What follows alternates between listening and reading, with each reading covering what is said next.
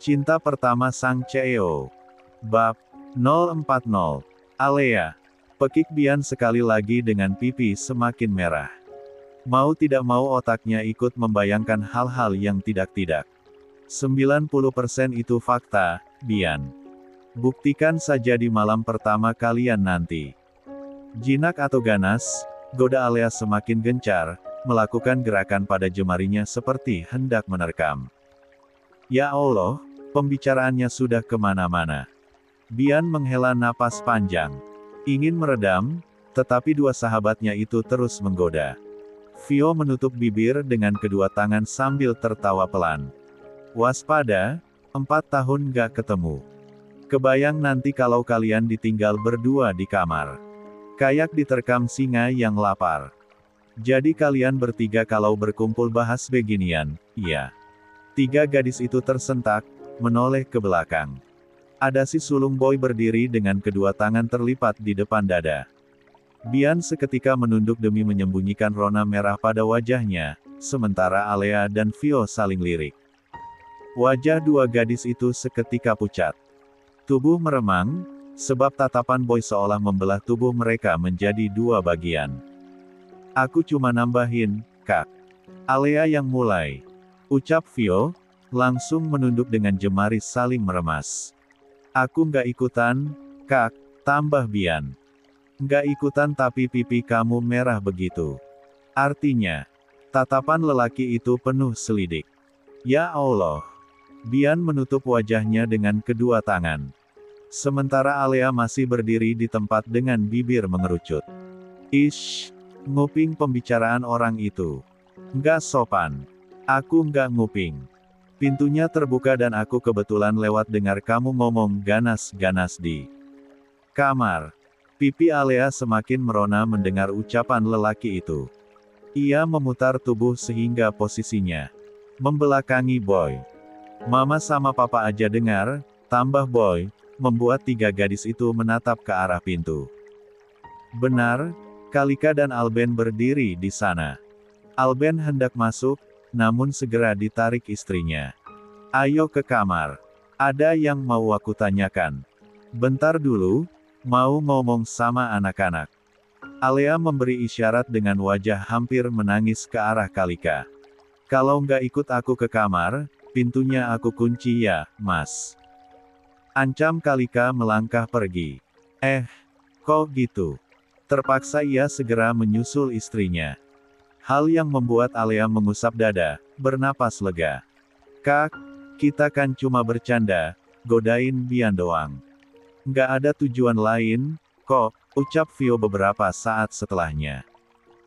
Ya aku paham, tapi saat membahas hal-hal seperti itu iblis akan mudah menguasai hati kalian dan membuat kalian memikirkan hal-hal yang tidak seharusnya. Boy melirik Alea yang malam itu tampak manis dengan gamis dan hijab. Senyum tipis mengembang di bibirnya.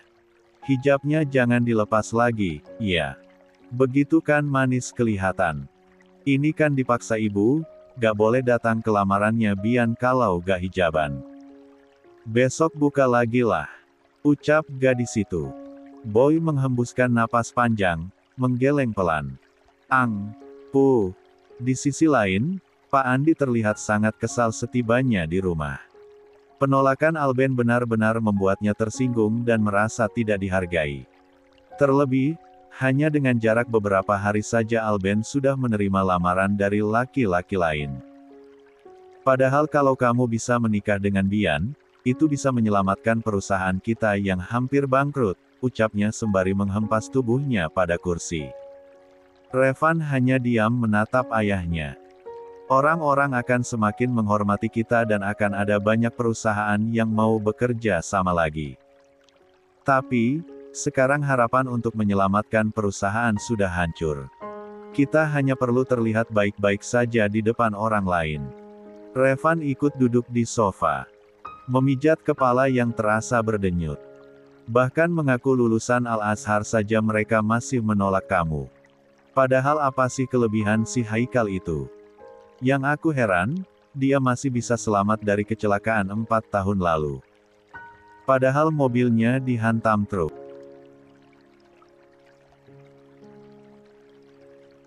Dia bahkan sudah tertabrak dan terpental jauh. Itu karena kamu tidak becus bekerja. Seandainya saat itu kamu pastikan dia benar-benar tewas dalam kecelakaan itu, semua sudah aman sekarang. Bahkan selama Haikal menghilang 4 tahun itu kamu sama sekali tidak bisa merebut hati Bian. Ayah tahu sendiri Bian sulit ditemui. Dia dijaga papa dan kakak-kakaknya. Baru mendekat sedikit saja sudah dihalangi. Mereka terlalu sok agamis. Pak Andi mendengkus kesal. Setelah melihat Alben, mengakui putranya sebagai lulusan universitas ternama seperti Al-Azhar mungkin akan jadi pertimbangan besar. Sayang, kebohongan itu bahkan tak dapat meluluhkan hatinya. Aku masih bisa menghancurkan pernikahan mereka, ucap Revan. Bagaimana lagi? Bian menolak kamu. Ya, aku suka Bian, tapi tidak segila itu. Aku hanya ingin Haikal hancur. Bibirnya mengulas senyum penuh misteri. Li, wah, proses persiapan pernikahan berjalan lancar. Mulai dari konsep pernikahan, sebuah gedung hotel yang akan menjadi tempat baikalangsungnya acara, banyaknya undangan yang disebar, sampai tingkat keamanan yang akan dipersiapkan di acara resepsi. Alben, Darren dan Alan harus mengeluarkan dana yang fantastis untuk pernikahan pertama di keluarga mereka, sebab pernikahan yang akan digelar tidak hanya meriah tetapi juga mewah. Door prize umroh untuk 50 tamu akan diundi di akhir acara, juga hadiah menarik lainnya. Selama proses persiapan itu Haikal dan Bian tidak diizinkan bertemu. Bahkan untuk fitting pakaian pengantin dilakukan di tempat yang berbeda. Bian menjalani masa pingitan dan tidak diizinkan keluar rumah. Bahkan untuk perawatan, pihak salon sengaja didatangkan ke rumah. Pernikahan tinggal 1 hari lagi, malamnya digelar acara pengajian di rumah masing-masing pengantin laki-laki dan perempuan. Ya Allah, anakku cantik sekali, ucap Kalika memandangi putrinya yang malam itu terbalut gaun putih. Suaminya pasti tidak bisa berpaling, istrinya secantik itu. Aku rasa Haikal pasti sangat menyesal dulu mengabaikannya, ucap Pevita. Semoga pernikahan mereka kali ini membawa berkah untuk mereka dan orang-orang di sekeliling mereka. Semoga kejadian 4 tahun lalu menjadi pelajaran berharga agar kedepannya mereka akan saling menjaga satu sama lain, tambah Kalika. Ya Allah, aku pun berharap semoga anakku mendapatkan jodoh yang baik. Aku benar-benar takut. Kata orang, karma berlaku. Melihat kelakuan Bara dulu, aku benar-benar khawatir Alea yang akan menelan akibatnya. Mata Mia berkaca-kaca. Alea bukan anakmu saja, tapi anakku juga. Aku yang akan memastikan dia dapat jodoh yang baik. Tapi, lihat dia. Kelakuannya sama seperti ayahnya. Darah memang lebih kental. Pevita tersenyum mengusap bahu wanita itu. Dia masih terlalu muda. Maaf, aku bukan mau membandingkan diriku dengannya. Tapi, aku dulu jauh lebih buruk dari Alea. Tapi, kita tidak tahu kapan Allah memberikan hidayah untuk kita. Siapa tahu setelah menikah, Alea akan jadi lebih baik. Amin. Semoga dia mendapatkan jodoh yang baik. Sementara di sisi lain, Alben dan Mama Feni menyambut para kerabat yang berdatangan. Pengajian malam itu hanya melibatkan kerabat dekat saja, namun terlihat cukup ramai dan memenuhi setiap ruang. Sesekali ia berkoordinasi dengan Yo dan Bara, yang ditugaskan untuk memastikan semuanya berjalan lancar. Dari jarak tidak begitu jauh, Alben menatap putrinya yang duduk di antara para wanita. Matanya tiba-tiba mengembun. Kenapa, Mas? Ia tersadar saat tiba-tiba Kalika hadir di sisinya. Aneh, ya. Seharusnya aku bahagia anakku akan menikah. Melihatnya duduk di sana, dari matanya aku bisa melihat kebahagiaan. Kenapa rasanya sakit memikirkan dia akan membagi cintanya dengan laki-laki lain. Setelah menikah, suaminya akan menggantikanku menjadi orang pertama di hatinya. Dia mungkin tidak akan membutuhkanku lagi. Kamu masih cemburu, Mas? Bukankah kalau Haikal menikah dengan Bian, dia akan menjadi anak kita juga. Tapi, kenapa rasanya berat melepasnya? Aku yang menyambutnya saat pertama kali dia menyapa dunia. Aku yang menjaganya saat dia sakit. Aku yang mengajarinya berjalan, berbicara. Dan setelah dewasa, seseorang mengambilnya dari kita. Bukan mengambil. Justru Haikallah yang akan menyempurnakan Bian. Memberinya cinta yang halal. Mengajarinya mandiri, dan melindunginya dari zina. Haikal yang akan menggantikan kita menjaganya saat kita sudah tidak ada. Lalu, kenapa harus berat? Senyum tipis mengembang di sudut bibir Alben mendengar ucapan sang istri. Tangannya terulur merangkul pinggang wanita itu. Mengecupi keningnya, sehingga beberapa tamu yang melihat jadi tersipu. Kelembutan seorang Alben Setio Darmawan kepada sang istri membuat sebagian wanita merasa iri. Mereka terus menunjukkan cinta terhadap satu sama lain meski tak lagi muda. Makasih, sayang. Tetaplah seperti ini. Insya Allah, jawab Kalika. Ya ampun, mesra banget, bikin iri deh. Suara Alea mengalihkan perhatian mereka. Kalika mengulurkan tangan, memeluk putri angkatnya dan membenamkan kecupan di kening. Sementara Alben mengusap puncak kepalanya yang tertutup hijab. Mas, anak kita yang satu ini cantik kalau hijaban, ucap Kalika memuji. Tersenyum memandangi wajah cantik dengan makeup natural. Tidak seperti biasanya, di mana Alea berpakaian santai dengan rambut diwarnai menyerupai warna madu. Iya, aku merasa seperti melihat bidadari. Mulai. Ini tadi dipaksa ibu pakai gini-ginian, dengkusnya, menarik gamis dan ujung hijabnya.